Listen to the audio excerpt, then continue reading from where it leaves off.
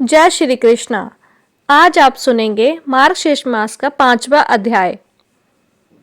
राजा सुयोग ने कहा कि हे प्रभु, आज मेरा जन्म सफल हो गया, मेरा जीवन सार्थक हो गया। मेरे लिए आपका शाप भक्ति का कारण होने से वरदान बन गया। समस्त मंगलों का भी मंगल करने वाले हरि भक्ति परम दुर्लभ है। हे विप्रवर, वेदों में जो 5 प्रकार की भक्ति बताई गई है, वह भी इसके समान नहीं है। महामुनि परमात्मा श्री कृष्ण में जिस प्रकार भी मेरी भक्ति संभव हो सके वह उपाय कीजिए, क्योंकि वह सभी के लिए परम दुर्लभ है। केवल जल में तीर्थ ही तीर्थ नहीं है, मिट्टी और पत्थर की प्रतिमा के रूप में देवता ही देवता नहीं है। श्री कृष्ण भक्त ही मुख्य तीर्थ और देवता है। वे जलम तीर्थ और मिट्टी पत्थर के देवता दीर्घ काल में उपासक को पवित्र करते हैं, परंतु श्री कृष्ण भक्त दर्शन मात्र से ही पवित्र कर देते हैं। हे प्रबर, आप वैष्णव हैं, अतः ब्राह्मणों में श्रेष्ठ हैं, साथ ही महान ज्ञान के श्रेष्ठ सागर हैं। मुने, आप जैसे शिव शिष्य महात्मा पुरुष को पाकर मैं भला किसी दूसरे की शरण में क्यों जाऊं?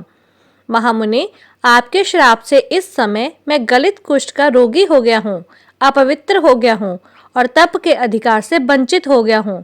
ऐसी दशा में मैं भला कैसे तपस्या करूं? सुतपा बोले, राजन, सनातनी विष्णु माया हरि भक्ति प्रदान करने वाली है। वह जिन लोगों पर कृपा करती है उन्हें भगवान की भक्ति देती है। माया जिन्हें मोहित करती है उन्हें हरि भक्ति नहीं देती, अपितु उनको नक्श धन देकर ठग लेती है। इसलिए तुम प्राकृतिक गुणों से रहित कृष्ण प्रेम शक्ति और श्री कृष्ण के प्राणों की अधिष्ठात्री देवी श्री राधा की आराधना करो, जो संपूर्ण संपदाओं को देने वाली है। उनकी कृपा और सेवा से शीघ्र ही तुम गोलोक में चले जाओगे। वे सर्व आराध्य श्री कृष्ण से भी सेवित और पूजित हैं। निर्गुण परमात्मा श्री कृष्ण तो ध्यान से भी वश में ना होने वाले और बड़े दुराध्य हैं। उनकी सेवा करके भक्तजन बड़े लंबे समय तक उनकी सेवा करते हैं, अनेक जन्मों के बाद फिर गोलोक में चले जाते हैं। किंतु सरस सम्मत स्वरूपिणी श्री राधा महाविष्णु की भी जननी है, कृपामयी है। इसलिए उनका दर्शन करके, उनकी भक्ति करके भक्तजन शीघ्र ही गोलोक में चले जाते हैं। तुम 1 सहस्त्र वर्षों तक ब्राह्मण का चरणोदक पीते रहो, इससे कामदेव के समान रूपवान और रोगहीन हो जाओगे। जब तक पृथ्वी ब्राह्मण के चरणोदक से भीगी रहती है, तब तक उस ब्राह्मण भक्त पुरुष के पितृ कमल के पत्तों से जल पीते हैं। पृथ्वी पर जो जो तीर्थ हैं वे सब समुद्र में भी हैं, और समुद्र में जो जो तीर्थ हैं वे सब ब्राह्मण के चरणों में भी होते हैं।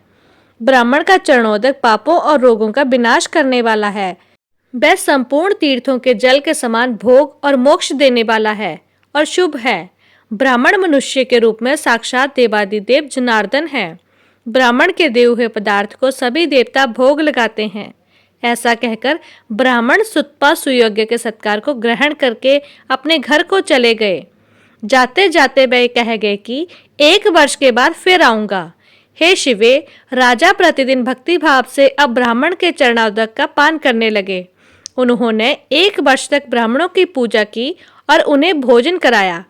वर्ष बीतते बीतते राजा रोग व्याधि से मुक्त हो गए। फिर कश्यप कुल के अग्रणी मुनि श्रेष्ठ सुतपा आए। उन्होंने श्री राधा की पूजा के विधान, स्तोत्र, कवच मंत्र और साम वेदोक्त ध्यान का राजा सुयोग को उपदेश दिया और कहा, राजन, शीघ्र ही घर छोड़कर निकल जाओ। ऐसा कहकर मुनि तो तपस्या के लिए चल गए और राजा तुरंत ही घर छोड़कर दुर्गम वन को चले दिए। राजा की चारों रानियों ने प्राण त्याग दिए और उनका पुत्र राजा हुआ। राजा सुयोग ने फिर पुष्कर में जाकर बड़ी कठिन तपस्या की। उन्होंने 100 दिव्य वर्षों तक श्री राधा के उत्कृष्ट मंत्र का जाप किया। तब उन्होंने आकाश में रथ पर बैठी हुई परमेश्वरी श्री राधा रानी के दर्शन किए। उनके दर्शन मात्र से ही राजा के सारे पाप ताप दूर हो गए। उन्होंने फिर मनुष्य देह को त्याग दिया और दिव्य रूप धारण कर लिया। देवी श्री राधा उस रत्नेंद्र निर्मित विमान द्वारा राजा को साथ में गोलोक में लेकर चली गई। राजा ने बिरजा नदी और मनोहर संत श्रृंग पर्वत से घिरे हुए श्री वृंदावन से युक्त और रास मंडल से मंडित गोलोक का फिर दर्शन किया। अब उस धाम के बारे में भी सुनिए। वह धाम गौओं, गोपियों और गोप समूहों से सेवित रत्नेंद्र सार से निर्मित और अत्यंत मनोहर भवनों द्वारा सुशोभित हो रहा था। तरह तरह के चित्र विचित्र दृश्य उसकी शोभा बढ़ा रहे थे और वह कल्प वृक्ष युक्त 37 उपवन से अर्थात बगीचों से शोभायमान था। उन बगीचों में परिजात के वृक्ष भी भरे हुए थे। सारा गोलोक कामधेनु से भरा हुआ था। आकाश की तरह विपुल विस्तार से युक्त और चंद्रमंडल के समान गोलाकार था। बैकुंठ से 50 करोड़ योजन ऊपर शून्य में बिना किसी आधार के स्थित है और भगवान की इच्छा से ही सुस्थिर है। आत्म प्रकाश के समान नित्य है और हम लोगों के लिए भी परम दुर्लभ है। मैं नारायण, अनंता, ब्रह्मा, विष्णु, महाविराट, धर्म शूद्र, विराट, गंगा, लक्ष्मी, सरस्वती, तुम अर्थात पार्वती जी, विष्णु, माया, सावित्री, तुलसी, गणेश, सनत कुमार, अग्नि और कृष्ण मंत्रों के उपासक और भारतीय वैष्णव, इन सब ने गोलोक को देखा है, बल्कि दूसरों ने इसे कभी नहीं देखा। उस गोलोक धाम में श्याम सुंदर श्री कृष्ण निरामय रत्न सिंहासन पर विराजमान है। रत्नों के हार, किरीट और रत्नम आभूषणों से वे सुसज्जित हैं। अग्नि शुद्ध अत्यंत निर्मल चिन्मय पीतांबर उनके श्री अंगों की शोभा बढ़ाता है और उनके सारे अंग चंदन से चर्चित हैं। वे किशोर गोप बालक के रूप में दिखाई देते हैं। नूतन जलधार के समान श्याम कांति, श्वेत कमल के समान नेत्र, शरद की पूर्णिमा के चंद्रमंडल को तिरस्कृत करने वाला, मंद हंसी से सुशोभित उनका सुंदर मुख, मनोहर आकृति, 2 भुजाएं और हाथों में मुरली, बस यही उनके रूप की झांकी है। भक्तों पर अनुग्रह करने के लिए वे दिव्य विग्रह धारण किया करते हैं। श्री कृष्ण परम स्वतंत्र, प्रकृति से परे परम ब्रह्मा स्वरूप निर्गुण परमात्मा है और ध्यान से भी वो वश में नहीं आने वाले हैं। उनकी आराधना तो बड़ी कठिन है। वे हमारे लिए भी परम दुर्लभ है। उनके प्रिय सखा 12 ग्वालवाल सफेद चर्म लेकर उनकी सेवा किया करते हैं। प्रेम पीड़िता वही शुद्ध चिन्मय वस्त्र धारणी रत्न विभूषण भूषिरा गोपिका मंद मंद मुस्कुराती हुई उनकी छवि को देखा करती हैं। रास मंडल के मध्य भाग में पुरातपर पुरुष श्री कृष्ण के राजा सुयोग ने इसी रूप में दर्शन किए। श्री राधा ने वहां उन्हें अपने प्राण वल्लभ के दर्शन कराए थे। चारों वेद मनोहर मूर्ति धारण करके उनके दर्शन किया करते थे। राग रागनियां भी मूर्तिमंत और मुख से उन्हें अत्यंत मनोहर संगीत सुनाती थी। हे शिवे, नित्य सनातनी प्रकृति के साथ तुम भी सदा उनके चरणारविंद की सेवा करते हो। वे तुलसी दल से मंडित होते हैं और कस्तूरी, कुमकुम, गंध, चंदन, दुर्वा, अक्षत, परिजात पुष्प और बिरजा के निर्मल जल से उनके लिए नित्य अर्घ दिया जाता है। उस समय तो बड़ी बड़ी शोभा होती है। तो श्री कृष्ण का दर्शन करके सशंकित होकर राजा सुयश तुरंत रथ से उतर पड़े। उनकी आंखों से आंसू बहने लगे। पुलकित शरीर से भगवान के चरणों में मस्तक रखकर फिर उन्होंने उन्हें प्रणाम किया। परमात्मा श्री कृष्ण ने राजा को अपना दास, शुभाशीष और सत्य अवचलित श्री कृष्ण भक्ति प्रदान की, जो कि हम लोगों के लिए परम दुर्लभ है। हे देवी, फिर श्री राधा अपने रथ से उतरकर श्री कृष्ण के वक्ष में विराजमान हो गईं। उनकी अत्यंत प्यारी गोपियां सफेद चर्म लेकर उनकी सेवा में लग गईं। उनके आने पर श्री कृष्ण भक्ति और आदर से सहसा उठकर खड़े हो गए। उन्होंने मंद मंद मुस्कान के साथ श्री राधा के साथ वार्तालाप और उनका सम्मान किया। प्राचीन काल के वे वेद बेता विद्वान वेदों के कहे अनुसार पहले राधा नाम का उच्चारण करके फिर पीछे कृष्ण या माधव कहते हैं, जैसे कि राधा कृष्णा, राधा माधव या कोई इसके विपरीत उच्चारण करते हैं। उन जगदम्बा श्री कृष्ण प्राणिदिका और प्रेममय शक्ति श्री राधिका की निंदा करते हैं। वे चंद्रमा और सूर्य की स्थिति पर्यंत, यानी कि जब तक चंद्रमा और सूर्य विराजमान है तब तक काल सूत्र नरक में यातना भुगतते हैं। फिर 100 वर्षों तक स्त्री पुत्र से रहित होते हैं और रोगी रहते हैं। हे दुर्गे, इस प्रकार मैंने परम उत्तम राधिका ख्यान का वर्णन किया है। वे सती, भगवती, वैष्णवी, सनातनी, नारायणी, विष्णु माया, मूल प्रकृति और ईश्वरी नाम धारण करने वाली तुम ही हो। माया का आश्रय लेकर मुझसे पूछ रही हो। तुम स्वयं ही सर्वज्ञ सर्वत्र रूपिणी स्त्री जाति की आदि देवी और पूर्ण जन्मों की बातों को याद रखने वाली श्रेष्ठ पराशक्ति हो। राधिका की कथा तो मैंने सुना दी, अब और क्या सुनना चाहती हो? तब देवी पार्वती ने पूछा, हे भगवान, आप पुरुषों के ईश्वर श्री कृष्ण के मंत्र होते हुए उन वैष्णव नरेश सुयोग्य ने राधा का मंत्र क्यों ग्रहण किया? मुनि सतपारा ने राजा को श्री राधा की पूजा का कौन सा विधान बताया और किस ध्यान, किस स्रोत, किस कवच और किस मंत्र का उपदेश दिया? श्री राधा की पूजा विधि क्या है, यह सब भी बताइए। तब श्री महादेव बोले, हे प्रिय, राजा ने यही प्रश्न किया था कि हे विप्रे, हे मुनि, मैं किसका भजन करूं, किसकी आराधना से शीघ्र गोलोक को प्राप्त कर लूंगा। तब उनके ऐसा कहने पर ब्राह्मण शिरोमणि ने राजा सुयोग्य से कहा, महाराज, श्री कृष्ण की सेवा से उनके लोक को तुम बहुत जन्मों में प्राप्त करोगे, इसलिए उनके प्राणों की अधिष्ठात्री देवी परात्पर स्वरूपा श्री राधा का भजन करो। वे कृपामयी हैं, उनके प्रसाद से, उनकी कृपा से साधक शीघ्र ही उनके धाम को प्राप्त कर लेता है। ऐसा कहकर मुनि ने उन्हें राधा के मंत्र का उपदेश दिया। वह मंत्र इस प्रकार है, ओम राधा स्वाहा। इसके बाद श्री राधा स्त्रोत और कवच की भक्ति भाव से राजा को शिक्षा दी। राजा ने फिर उसी क्रम से उस मंत्र का जाप किया। साथ ही श्री कृष्ण ने पूर्व काल में जिस ध्यान के द्वारा श्री राधा रानी का चिंतन और पूजन किया था, उसी सामवेदोक्त ध्यान के अनुसार उनके स्वरूप का चिंतन भी किया। वह ध्यान मंगलों के लिए भी मंगलकारी है। अब श्री महादेव जी देवी पार्वती को राधा रानी के ध्यान के बारे में बता रहे हैं। महादेव जी कहते हैं, श्री राधा की अंग कांति श्वेत चंपा के समान गौर है। वे अपने अंगों में करोड़ों चंद्रमा के समान मनोहर कांति धारण करती हैं। उनका मुख शरद ऋतु की पूर्णिमा के चंद्रमा को लज्जित करता है। दोनों नेत्र शरद काल के प्रफुल्ल कमलों की शोभा को भी छीन लेते हैं। उनके होंठ पके हुए अनार की लाली को धारण करते हैं। वे श्रेष्ठ सुंदरी हैं। मुक्ता की पंक्तियों को तिरस्कृत करने वाली दंत पंक्ति उनके मुख की मनोहर को बढ़ाती है। उनके सुंदर मुख पर सदा मुस्कान जनित प्रसन्नता खेलती रहती है। वे अपने भक्तों पर कृपा करने के लिए बड़ी व्याकुल रहती हैं। अग्नि, शुद्ध चिन्मय वस्त्र उनके श्री अंगों को ढके रहते हैं। वे रत्नों के हार से सुसज्जित रहती हैं। रत्नम केयर और कंगन धारण करती हैं। रत्नों के ही बने हुए मंजीर उनके पैरों की शोभा बढ़ाते हैं। रतन निर्मित विचित्र कुंडल उनके दोनों कानों की श्री वृद्धि करते हैं। सूर्य प्रभा की प्रतिमा रूप कपोल अर्थात गाल युगल में वे सुशोभित होती हैं। अमूल्य रत्नों के बने हुए कंठर उनकी गर्दन को विभूषित करते हैं। उत्तम रत्नों के सार तत्व से निर्मित किरीट मुकुट उनकी उज्जवल को जागृत किए हुए रहते हैं। रत्नों की अंगूठी और चैन या पासा आदि उनकी शोभा बढ़ाते हैं। वे मालती के पुष्पों और हारों से अलंकृत केश पाश धारण करती हैं।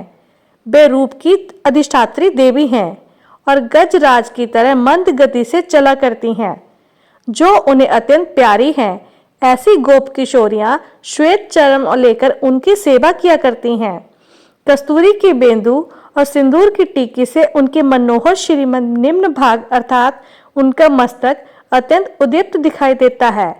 इस प्रकार ध्यान कर मस्तक पर पुष्प अर्पित करके पुनः जगदम्बा श्री राधा का चिंतन करें और उन्हें फूल चढ़ाएं।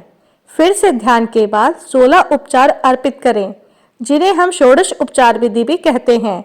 जिससे आपको किन किन बातों का ध्यान रखना है, यह भी आप ध्यान पूर्वक सुनिए। आसन, बसन, पाद्य, अर्घ, गंध, अनुलेपन, धूप दीप, सुंदर पुष्प, स्नान अर्थात उन्हें स्नान कराना, रतन भूषण, विविध नैवेद्य, सुवासित तांबूल अर्थात पान जल, मधुपर्क, रत्नम शैया से 16 उपचार राधा रानी के बताए गए हैं। राजा ने इनमें से प्रत्येक को वेद मंत्र के उच्चारण पूर्वक भक्ति भाव से राधा रानी को अर्पित किया। हे शिवे, इन उपचारों के समर्पण के लिए जो सर्व संपत्त मंत्र है, अब उन्हें भी सुनो। श्री राधा रानी को आसन अर्पित करते समय इस मंत्र का जाप करना चाहिए। रतन सार विकारच निर्मित विश्वकर्मणा वरम सिंहासनम रम राधे पूजा सकृताम अर्थात हे राधे, पूजा के अवसर पर विश्वकर्मा जी द्वारा रचित रमणीय श्रेष्ठ सिंहासन जो रतन सार का बना हुआ है, उसे ग्रहण कीजिए।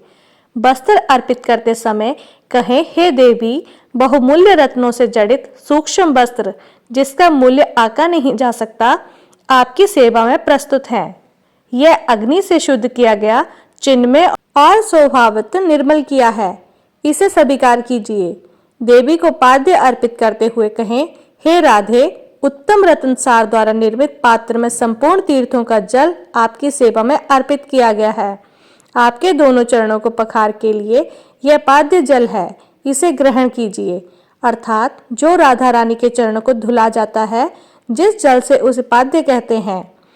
राधा रानी को अर्घ देते समय कहना चाहिए, हे राधे, दक्षिणावर्ती शंख में रखा हुआ दुर्वा पुष्प, चंदन और तीर्थ जल से युक्त यह पवित्र अर्घ प्रस्तुत है, इसे स्वीकार कीजिए। राधा रानी को गंध अर्थात धूप दीप आदि अर्पित करते समय कहना चाहिए, हे राधे, पार्थिव द्रव्य से संभूत अत्यंत सुगंधित, मंगलों उपयोगी और पवित्र गंध मुझसे ग्रहण कीजिए। गंध में आप इत्र भी राधा रानी को अर्पित करें। अनुलेखन अर्थात चंदन अर्पित करते समय इस प्रकार कहें, हे देवेश्वरी, कस्तूरी, कुमकुम और सुगंध से युक्त यह सुगंधित चंदन चूर्ण अनुलेखन के रूप में आपके सामने प्रस्तुत है, इसे स्वीकार कीजिए।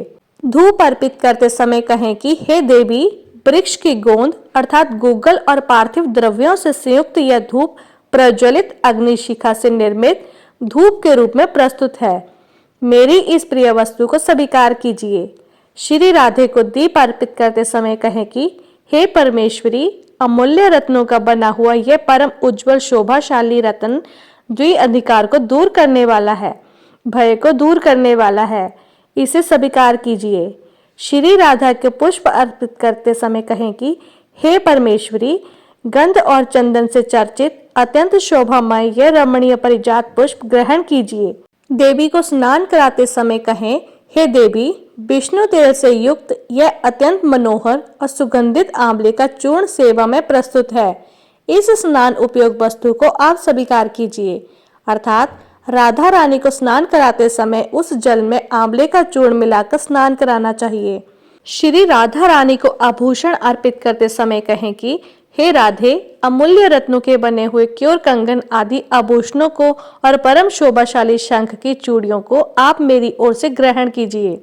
नैवेद्य अर्पित करते समय कहें, हे देवी, देश काल में अनुसार उपलब्ध पके हुए फल और लड्डू आदि उत्तम मिष्ठान नैवेद्य के रूप में प्रस्तुत किया गया है, इसे स्वीकार कीजिए। जल और पान अर्पित करते समय कहें, हे देवी, कपूर आदि से सुभाषित और सभी भोगों से उत्कृष्ट, रमणीय और सुंदर तांबूल तथा स्वादिष्ट जल ग्रहण कीजिए। 14वां है मधुपर्क। परमेश्वरी, रत्न पात्र में रखा हुआ यह अशन अर्थात मधुपर्क अत्यंत स्वादिष्ट और परम मनोहर है। मैंने भक्ति भाव से इसे आपकी सेवा में समर्पित किया है, कृपया इसे स्वीकार कीजिए।